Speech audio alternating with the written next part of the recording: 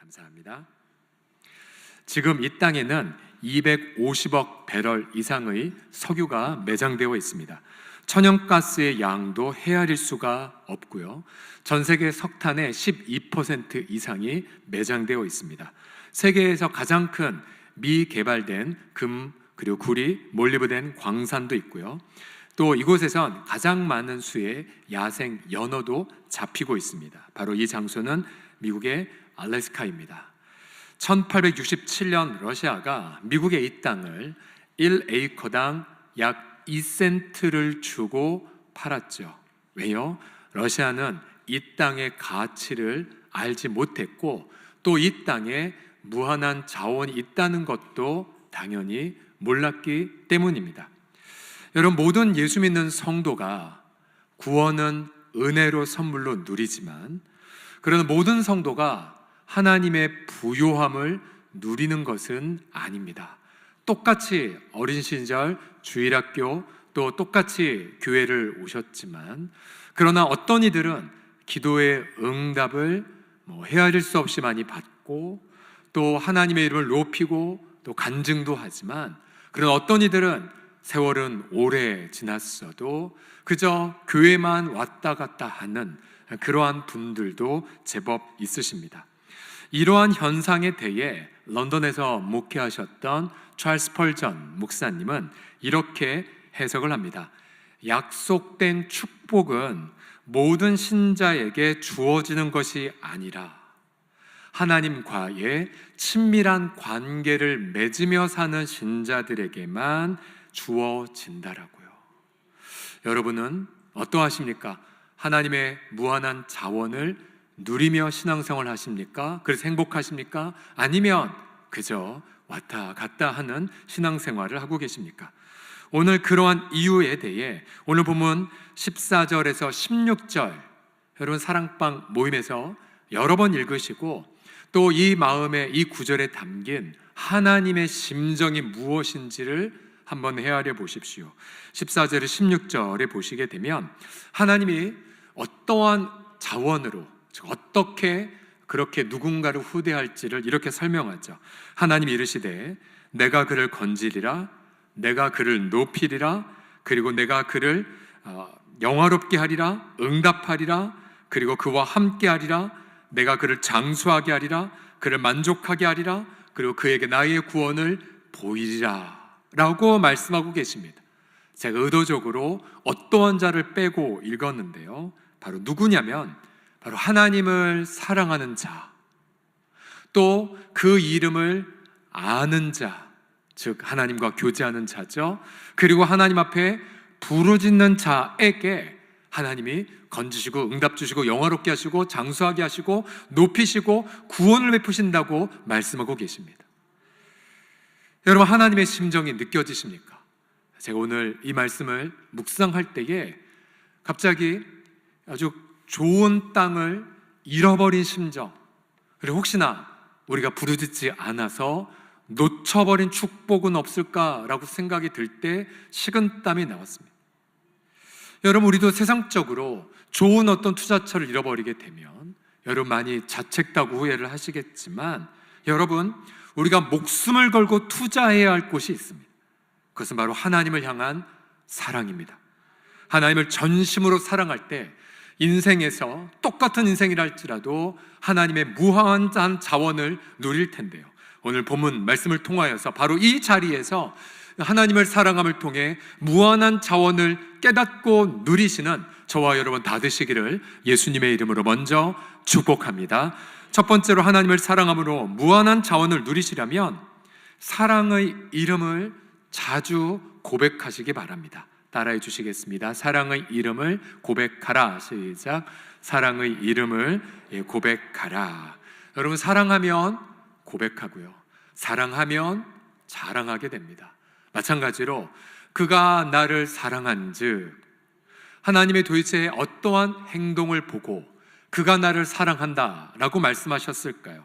여러분, 그 첫 번째가 1절, 2절에 보면 이렇게 나옵니다. 1절에 보시게 되면 지존자의 은밀한 곳에 거주하며 전능자의 그늘 아래 사는 자여.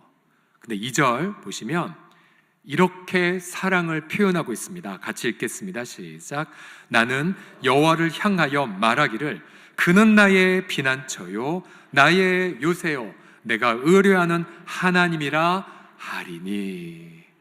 자, 이분은 범사에 하나님을 향해서도 하나님이 저의 피난처세요. 또 사람들 앞에서도 주님이 나의 보호자야. 또 가난할 때에도 주님이 나의 공급자야. 전쟁터에서도 주님이 나의 무기야. 주님이 나의 방패야 라고 입술을 고백함을 통해 그가 하나님의 하나님을 사랑함을 행동으로 보여주고 있습니다. 이 시편 91편의 이 저자는 특별히 하나님의 많은 이름 가운데에 두 가지의 이름을 즐겨 고백하고 있습니다. 하나는 지존자요, 또 하나는 전능자이십니다. 여러분, 지존자라는 뜻은 지극히 높으신 하나님이란 뜻인데요. 자, 이 이름이 처음으로 그렇게 계시받은 분은 아브라함이었습니다. 아브라함의 때에 조카 롯이 그만 국제 전쟁에 휘말려서 포로가 됐고 그가 사는 도시의 모든 재산들이 약탈당했죠. 그때 아브라함은 비록 작은 족장임에도 불구하고 용감하게 달려가 자신의 조카 롯을 구출하고 그 사는 도시의 모든 물자들을 회복시켰습니다. 그때 돌아오는 길에 어느 한 제사장이 그에게 축복해 주죠. 창세기 14장 20절에 보시게 되면 너희 대적을 너의 손에 붙이신 지극히 높으신 하나님을 찬송할지로다 라고 축복했습니다. 이때 이 제사장의 입에서 나온 말이 무엇이냐면 천지의 주제이신 여호와여. 이 말이 무엇이냐면요, 하늘과 땅의 모든 소유주여라는 뜻입니다. 주권자라는 뜻. 소유주이기 때문에 전쟁에서 승리케 하셨고, 소유주이기 때문에 잃어버린 조카의 모든 물건과 사람을 회복시킬 수 있다는 거죠. 그때에 자신의 재산을 회복받은 소돔의 왕은 아브라함에게 물질을 줍니다. 이거 너 가지시고 사람만 다오. 그러나 아브라함은 이렇게 그 물질, 거저 들어온 물질을 거부합니다. 내가 너 때문에 부자가 됐다 할까 하여 난 실오라기 하나라도 취하지 않으리라. 그래서 물질 앞에 담대하게 거절을 합니다. 왜요? 하나님이 하늘과 땅의 모든 물질의 주인이 되기 때문입니다. 바로 지존자 되신 하나님, 그 하나님의 이름을 고백하는 아브라함의 심정을 보고 하나님은 그래, 너가 나를 사랑하는구나 라고 생각하시면서 아브라함의 인생을 높여주셨던 것입니다. 또한 전능자 하나님을 생각해 보십시오. 역시 이 이름도 아브라함이 처음으로 소개받은 이름인데요. 창세기 17장 1절에 보시면 그의 나이 99세 때에 하나님이 자신을 나는 전능한 하나님이다 라고 소개하시면서 내가 약속의 때에 너에게 아들을 주리라 라고 말씀하실 때 전능자라고 자기를 소개하셨습니다. 결국 그 말씀 그대로 아브라함의 나이 100세에 그렇게 절대로 자녀를 낳을 수 없는 불가능한 상황 속에서 전능하신 하나님은 그로 하여금 자녀를 갖게 하여 주셨습니다. 전능자 하나님. 그래서 여러분, 우리 또한 인생에서요, 자꾸만 여러분의 입술에서 하나님은 전능자십니다, 하나님은 저의 지존자십니다라고 자꾸만 고백하시기 바랍니다. 여러분, 그 고백을 하실 때에 하나님은 그래, 너가 나를 사랑하는구나, 네가 나를 자랑하는구나 라고 말씀하시면서 우리를 그 말씀 그대로 축복하여 주실 것입니다. 여러분, 기억하십시오.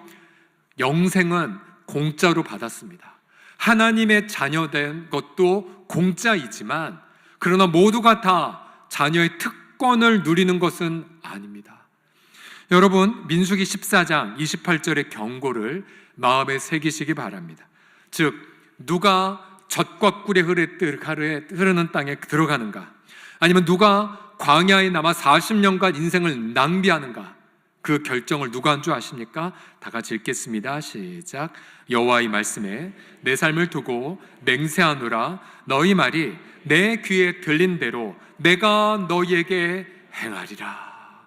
어떤 이들은 우리는 저 가나안 땅의 백성들 앞에 먹이에 불과하다, 우린 못 들어간다라고 말했지만, 그러나 어떤 이들은 하나님이 함께 하시면 그들은 우리의 밥에 불과하다, 우리는 들어갈 수 있다고 고백했죠. 여러분, 과연 인생의 중요한 기회, 위기 때에 여러분의 입술, 과연 어떠한 하나님의 이름을 고백하고 계십니까? 그리고 그 고백을 통해 우리 하나님은 기쁨을 받고 계십니까? 여러분, 특별히 여러분의 지난 한 주간 동안 식탁에서 어떠한 대화를 주로 했는지를 한번 돌이켜 보십시오.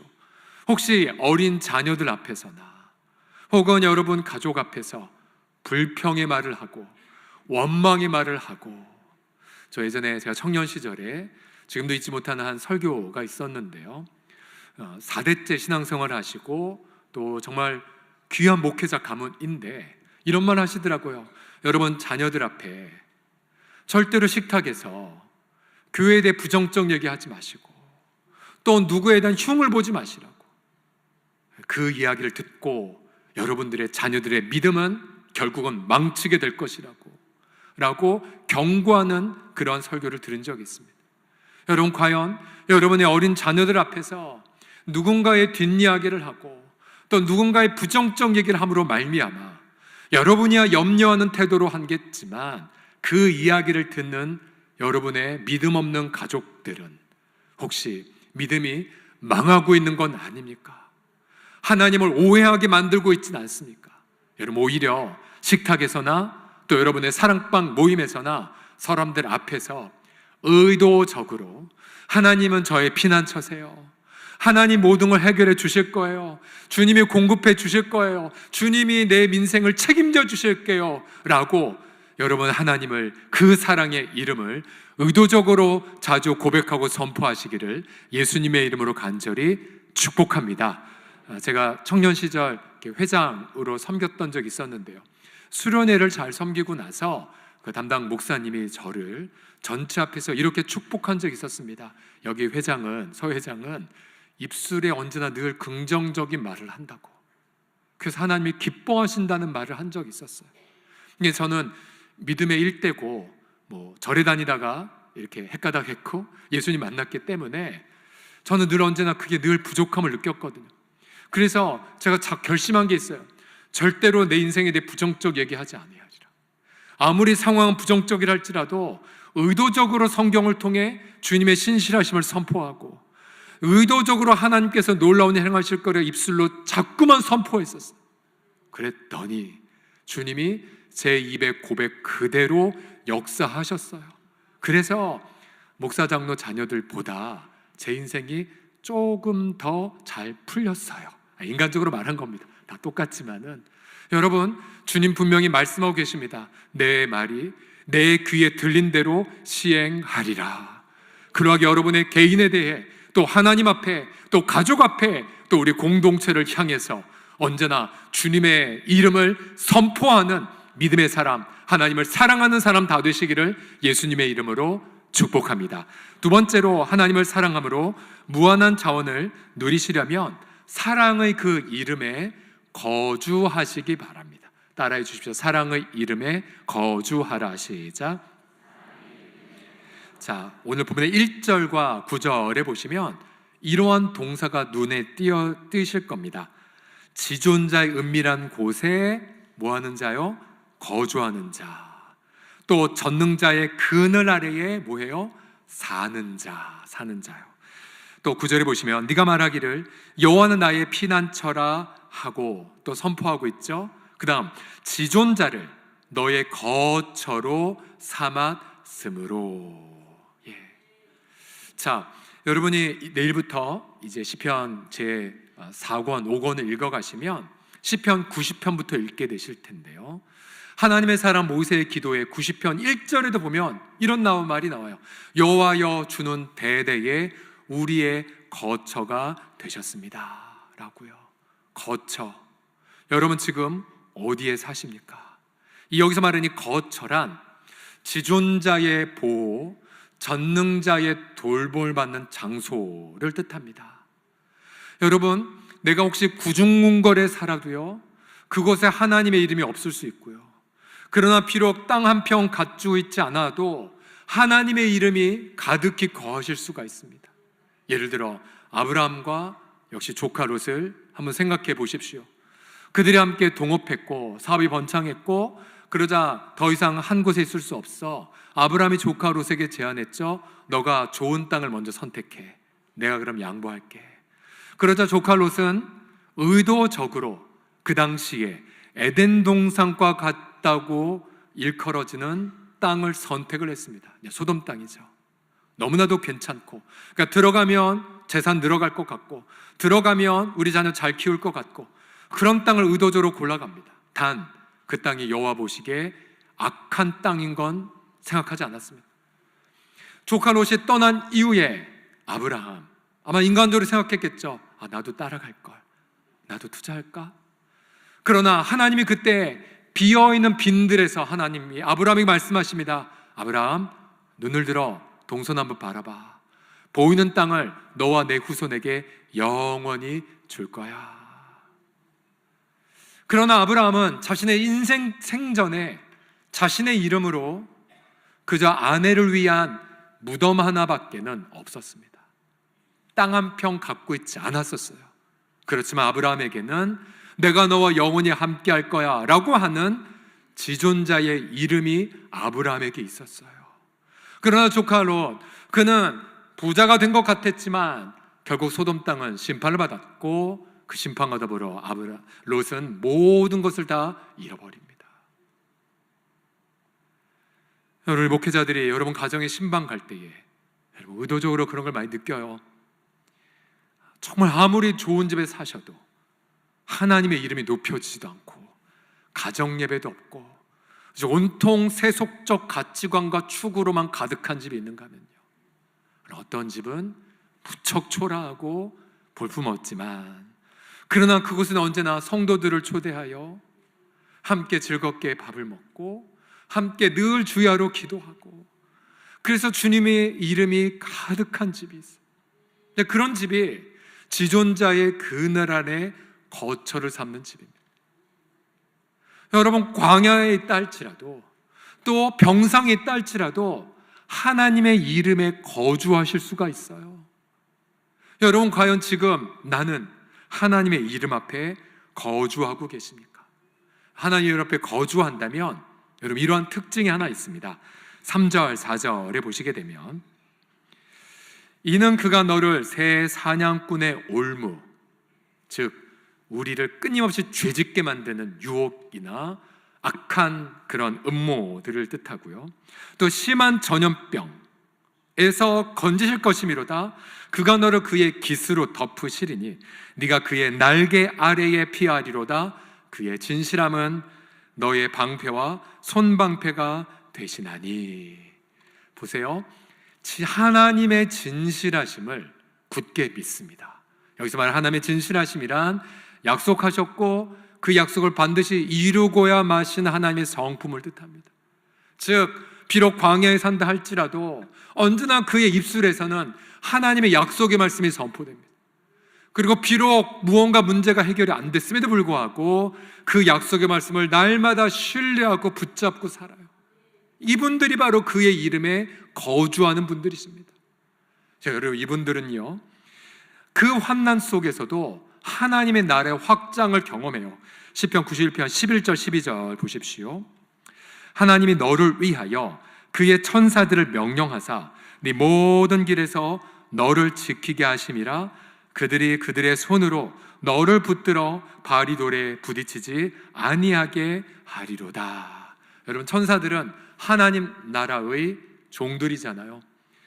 하나님은 그의 성도들을 지키십니다. 하나님의 나라 지금도 쉬지 않고 이 땅 가운데에 확장되고 있습니다. 예를 들어 베드로가 옥에 갇혀 사형 집행 받기 전날이었지만 하나님은 그의 성도들의 기도 받으셔서 천사를 감옥에 급파해서 감옥의 모든 쇠사슬을 풀어서 살게 하지 않으셨습니까? 그러니까 지금도 하나님은 쉬지 않고 하나님 나라의 통치를 지금도 우리로 경험하게 하십니다. 1854년도 영국에 있었던 일입니다. 그 당시에 1952년도쯤에 한 언론에 있는 광고를 보시게 되면 얼마나 런던이 지저분하고 똥오물 가득하고 쓰레기더미였는지, 저 광고의 제목이 무엇이냐면요, 런던 콜레라 왕의 궁정이라는 제목이 이제 조롱한 거죠. 그렇게 지저분한 곳이었습니다. 자, 이런 지저분한 곳에 1954년도에 찰스 스펄전이라는 아주 젊은 목사님이 교회에 부임하여 사역하기 시작했습니다. 콜레라가 전염되다 보니까 매일 성도들 신방하랴, 또 매일 장례식을 섬기느라 이 젊은 목사님이 그만 육체도 쇠약해지고 마음도 약해지기 시작했습니다. 그러다가 자신의 아는 지인들이 하나둘씩 떠나가자, 우리도 코로나 때 그걸 느꼈잖아요. 본인도 콜레라 병에 걸린 것 같은 느낌이 들었어요. 그리고 이러다가 자신도 죽을 것 같았대요. 그리고 짐이 너무 무겁다 여겨졌어요. 그러니까 일종의 탈진 아니면 우울증에 걸리신 거죠. 이렇게 힘없이 있다가 어느 날 장례를 치르고 이제 집에 오는 길에 우연히 길거리에 한 구두를 파는 가게에 광고 전단지가 하나 부착된 걸 보였습니다. 가까이 가서 읽어보니 성경 구절이었습니다. 바로 오늘 군문에 있는 9절 10절 말씀이 적혀 있었어요. 네게 말하기를 여호와는 나의 피난처시라고 지존자를 너의 거처로 삼았으므로, 같이 읽어주십시다. 시작. 화가 내게 미치지 못하며 재앙이 네 장막에 가까이 오지 못하리니. 아멘. 이 말씀을 읽자 스펄전의 마음이 다시 회복되기 시작했습니다. 이 말씀을 통해 위로를 받았고, 그리고 새 힘을 받았고, 이분의 표현에 따르면 불멸의 힘을 얻은 듯 했다고 합니다.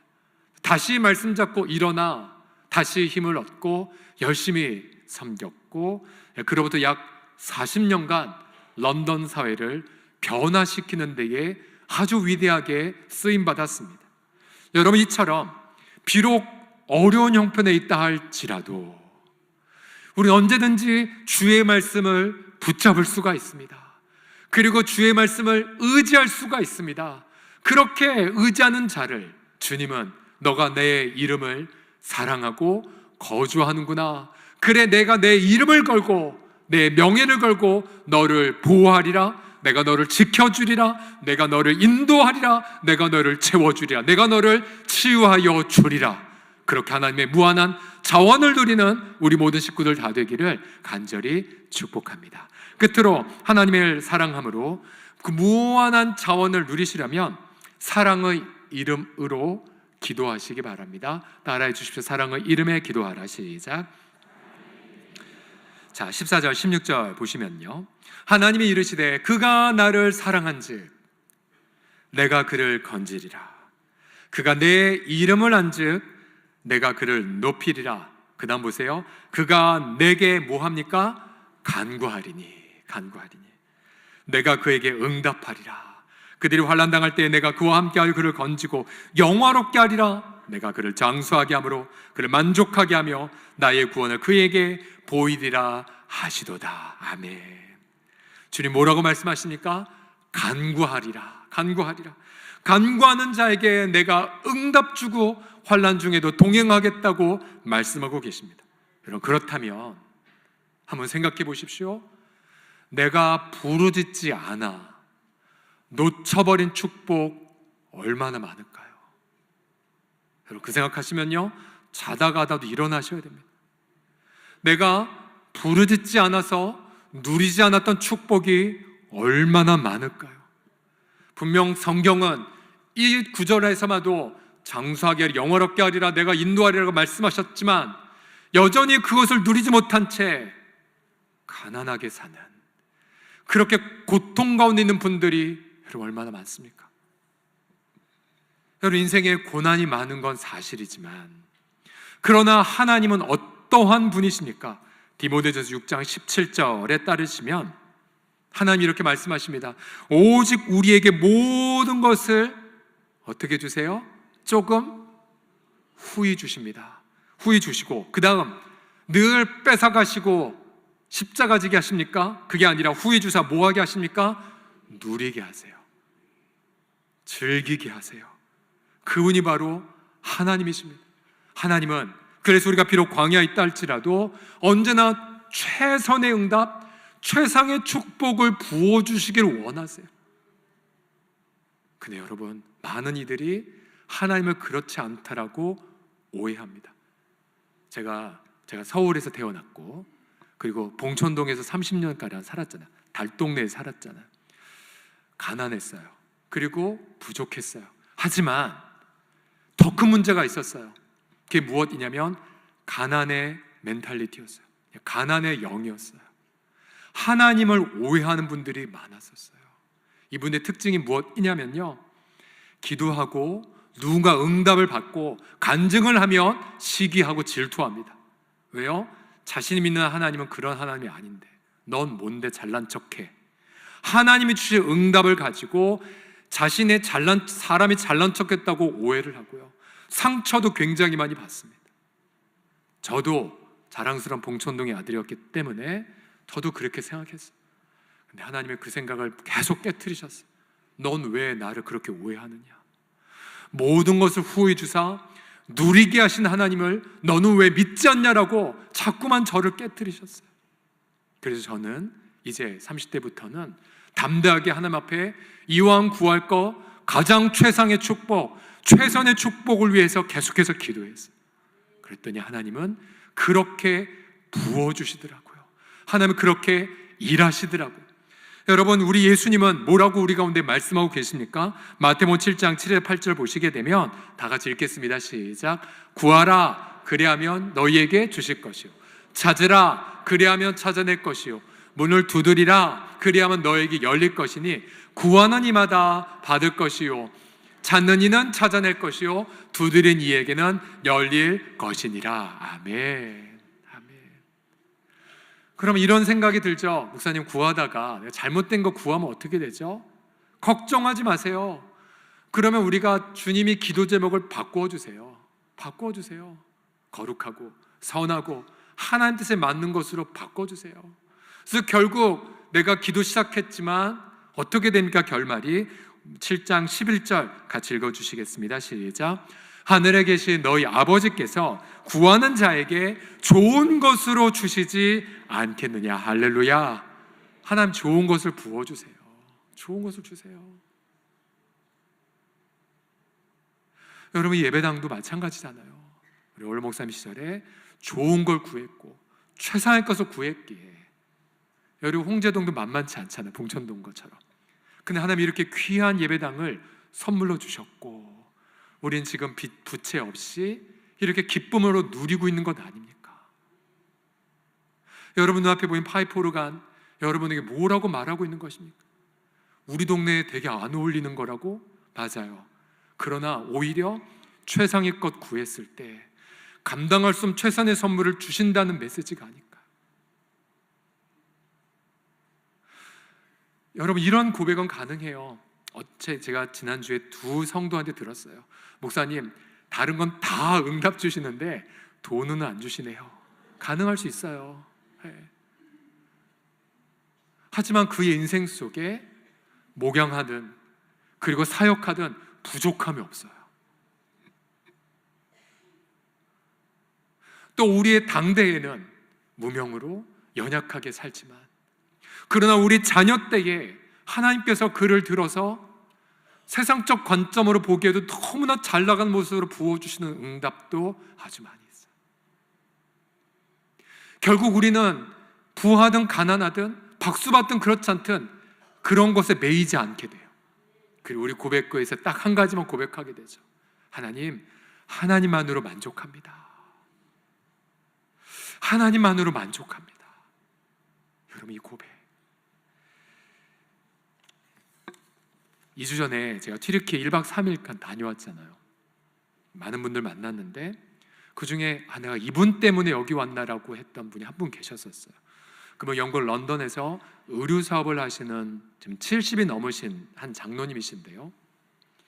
그분 예배 시간 중요한 축사를 맡으셔서 이렇게 오셨더라고요. 제가 잠깐 교제를 나누었는데 제 마음에 굉장히 많은 감화와 감동이 있었어요. 그래서 와서 이분이 어떤 분인가, 어떤 간증이 있을까, 많이는 없었는데 한 간증을 하나 발견했어요.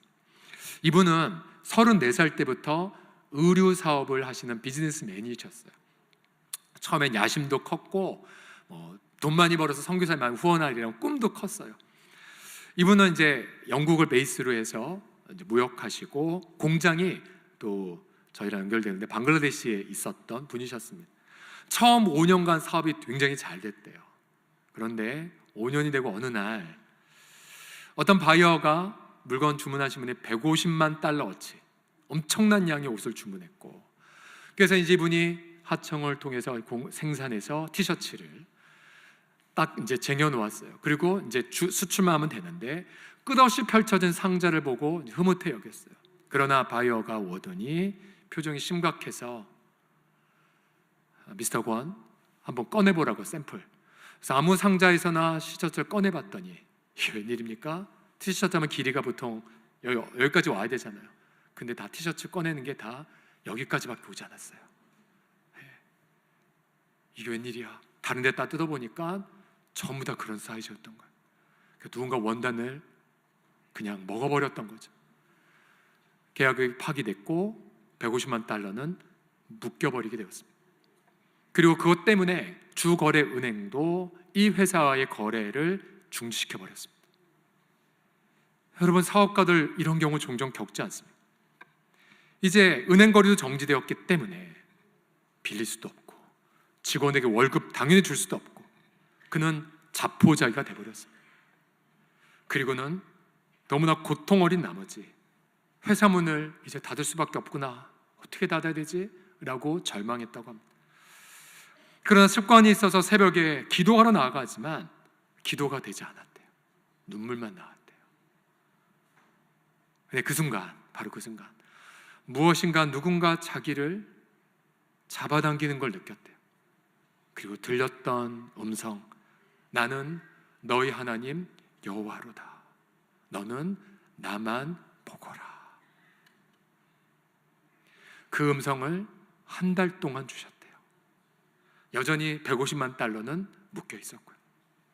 이제 회사를 폐업을 해야 했습니다. 어느 날 또 다른 바이어가 자신을 찾아왔고 그는 원 패턴을 보여주면서 굉장히 많은 옷을 주문했고, 하지만 그는, 이 사장님은 지금 폐업하려고 했는데 아무것도 귀에 들어오지 않았대. 그래서 그냥 아무렇게나 가격 불렀더니 또 계약이 돼버려서 어쩔 수 없이 물건을 생산해서 이렇게 갖다 주었더니 현금을 주셨고 다시 제 오더를 주었고, 그래서 의외로 생각하지 못하게 현금이 들어오자 직원들 월급을 줄 수가 있었고, 여전히 150만 달러 묶여 있었지만 계속해서 주님은 딱 한 가지 말씀만 주셨대요. 나는 여호와 내 하나님이라 너는 나만 보라.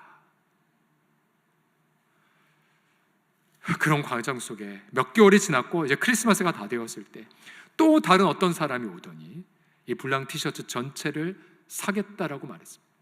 어디다 쓸지 본인은 몰랐지만 이 버리려고 했던 이 150만 달러 어치를 그가 사갔고요.